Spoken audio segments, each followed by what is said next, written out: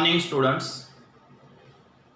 Last lecture में हमने properties base examples किए थे, जिसमें लास्ट वाला था कंबाइंड मीन। तो कंबाइंड मीन का फॉर्मूला था x बार 12 या x बार c भी हम लिख सकते हैं। x bar 12 equal to n1 x bar 1 plus n2 x bar 2 divide by n1 plus n2। तो इस फॉर्मूला का यूज करके सम्स हमने किए थे, जिसमें हमने देखा कभी x बार 12 फाइंड करना था, कभी x बार 12 दिया हुआ था तो x बार 2 या x बार 1 फाइंड करना था, फिर कभी n1 n2 फाइंड करना था, कभी n1 n2 का रेशियो फाइंड करना था, कभी n1 n2 का परसेंटेज फाइंड करना था। तो हमने जो सम्स आगे देखे उसमें सभी तरह का x बार 12 का यूज देख लिया। ठीक है, तो एग्जाम्पल नंबर मेरे ख्याल से हमने 26 तक कंप्लीट किया है। अब properties, mathematical properties arithmetic mean वाला जो है उस टाइटल में एग्जाम्पल नंबर 27 से बाकी है। एग्जाम्पल 27 दिख रहा है बोर्ड पर?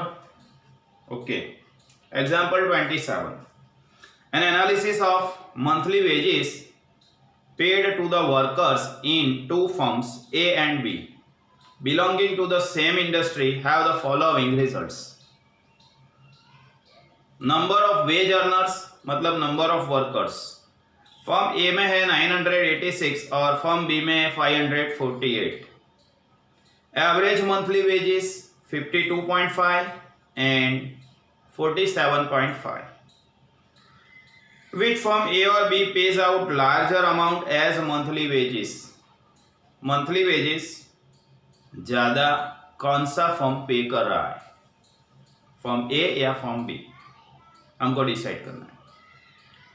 Which is the measure of average monthly wages of all the workers in two firms A and B underline taken together। दोनों फर्म को एक साथ में कर देते, टेकन टुगेदर एक साथ है बेगू। तो दोनों फर्म को हम एक साथ कर देते हैं, मतलब के मिक्स कर देते हैं, भेगा कर दइए छे। देन मीन क्या होता है वो फाइंड करना है।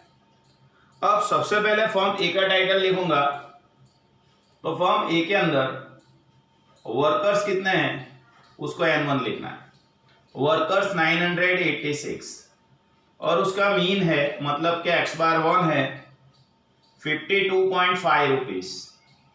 ठीक है, और फर्म बी में वर्कर्स है n2 लिखेंगे। फर्म बी में वर्कर्स है 548 और उसका एवरेज दिया हुआ है x बार 2 इज 47.5 रुपीज। ठीक है, अब हमारा पहला क्वेश्चन, Which firm A और B pays out larger amount as monthly wages? Monthly wages तरीके कई फर्म વધારે રકમ ચૂકવે છે। तो यहां मैं लिखूंगा total monthly wages. Total monthly wages find करिए छे फर्म ए का टोटल मंथली वेजेस कैसे मिलेगा मुझे? तो भाई फर्म ए के अंदर वर्कर्स 986 है और उनका एवरेज है 52.5। तो फर्म ए का टोटल वेजेस फाइंड करने के लिए मुझे n1 multiplied by x bar 1 करना पड़ेगा। सो n1 is 986 into x bar 1 is 52.5 rupees. तो दोनों का मल्टीप्लीकेशन कितना होगा? 986 into 52.5 rupees. Answer is 51,765 rupees.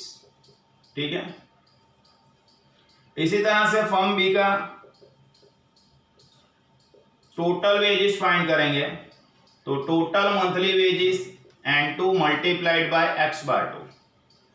n2 is 548 and x bar 2 is 47.5 rupees. तो दोनों का मल्टीप्लीकेशन करो, कितना मिला? 548 multiplied by 47.5 rupees. Answer is 26030 rupees. अब आप देख सकते हो किसने ज्यादा पे किया है। इसने पे किया मंथली 51,765 फर्म ए ने, और फर्म बी ने पे किया 26,030 रुपीज। तो किसने ज्यादा पे किया? तो फर्म ए, देयरफॉर करके लिखेंगे फर्म ए pays out larger amount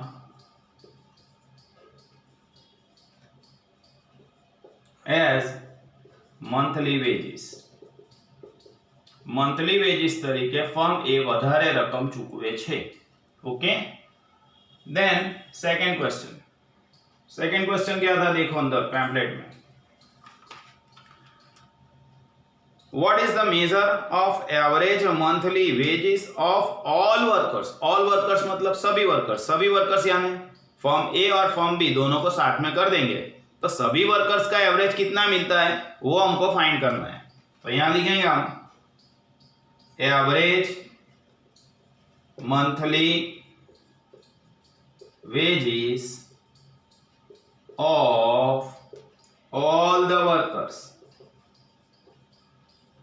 सभी वर्कर्स का एवरेज मंथली वेजेस फाइंड करना है, मतलब के x बार 12 फाइंड करना है. x बार 12 का formula n1 x bar 1 plus n2 x bar 2 divide by n1 plus n2.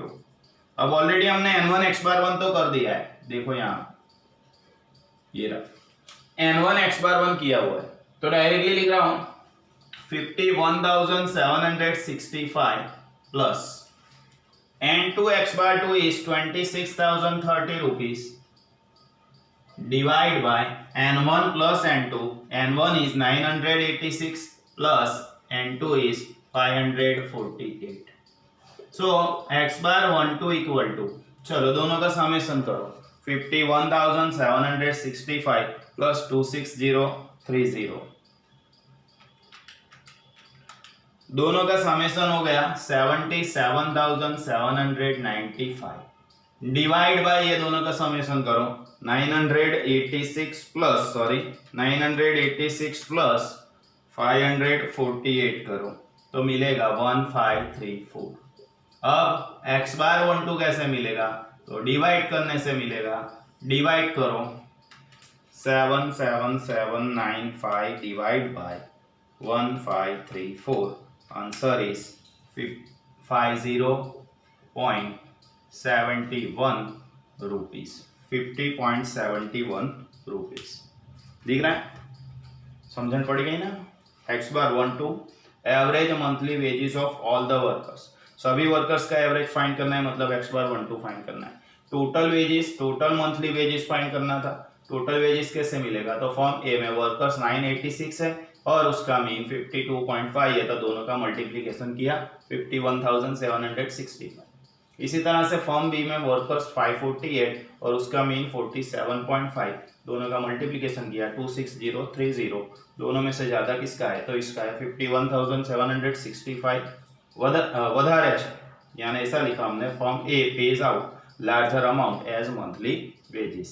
ठीक है, चलो ये एग्जांपल नंबर कौन सा कंप्लीट किया हमने 27. वीडियो को पोस्ट करके लिख दो फिर आगे पढ़ाता हूं.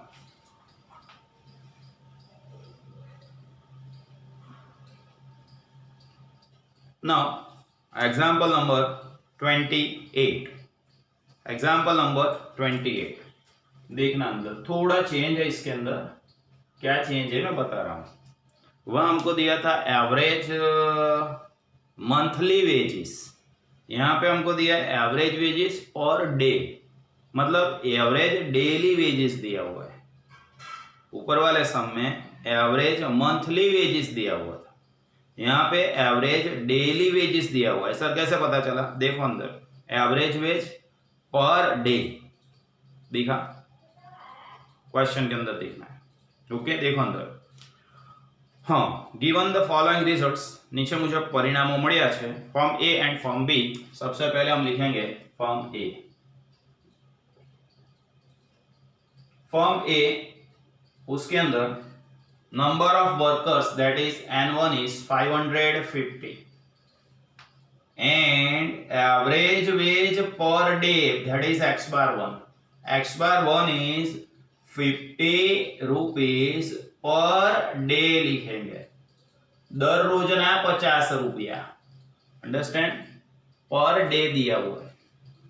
नेक्स्ट फॉर्म बी, तो फॉर्म बी में क्या है,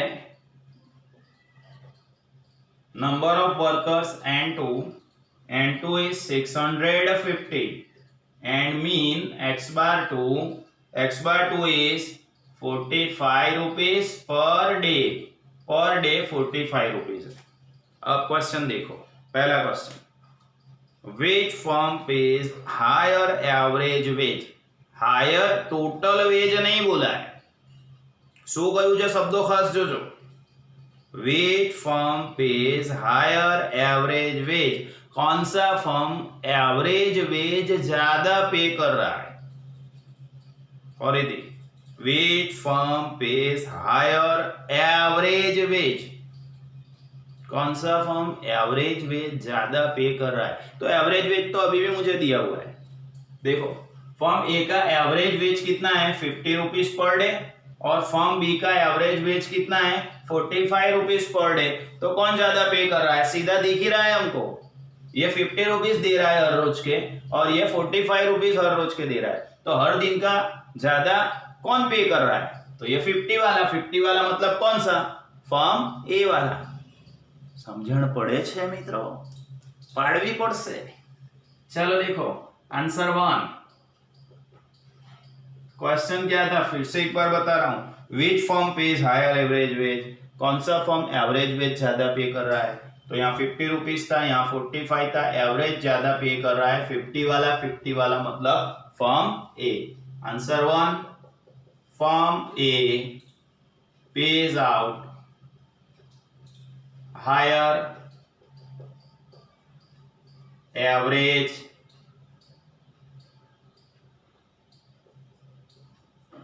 वेज। Answer number 2। चलो क्वेश्चन 2 क्या है वो देखो पहले, which firm pays out more total wage पर क्या दिया है, मंथ, पर मंथ, ये खास देखना है।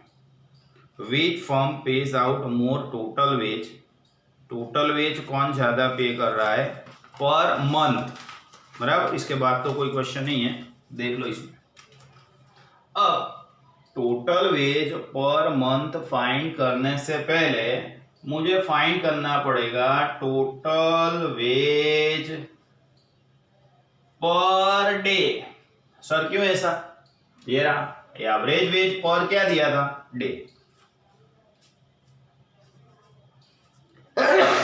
Sorry average wage per day दिया था, इसलिए मुझे पहले total wage per day find करना पड़े।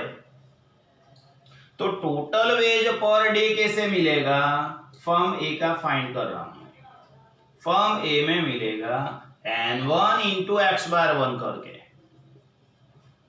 N1 is 550 into x bar 1 is 50, दोनों का मल्टीप्लीकेशन करो, कितना मिला, तो 550 इंटू 50 कितना हो गया 27,500 rupees per day.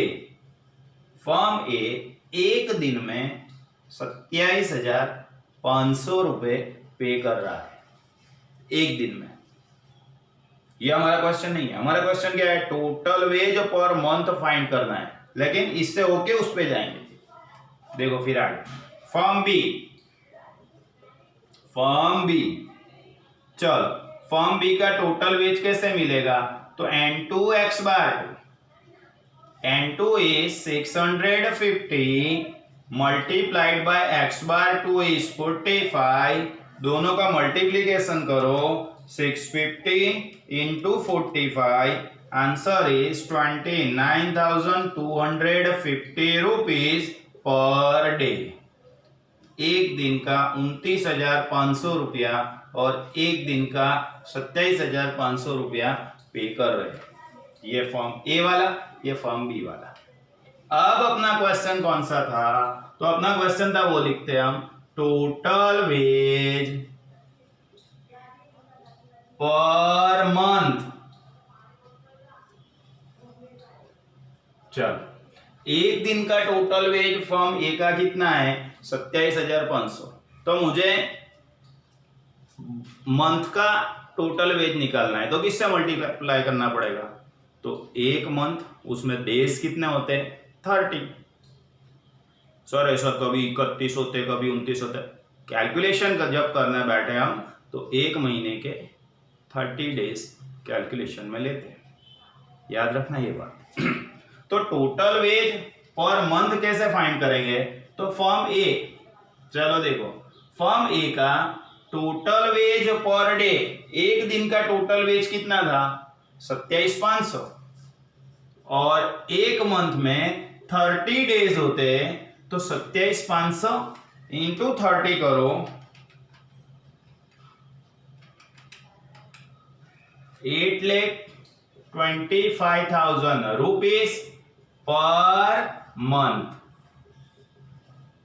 8,25,000 rupees per month. इसी तरह से firm B,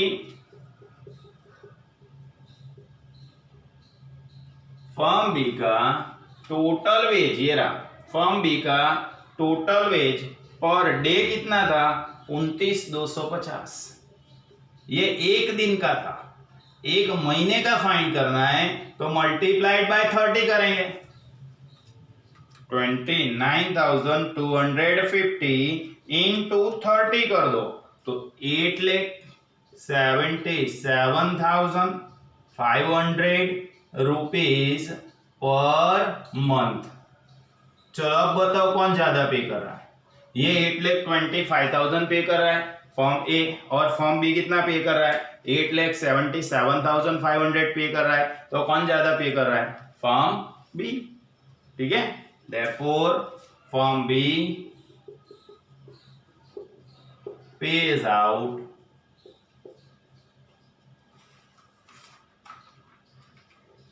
more total wage per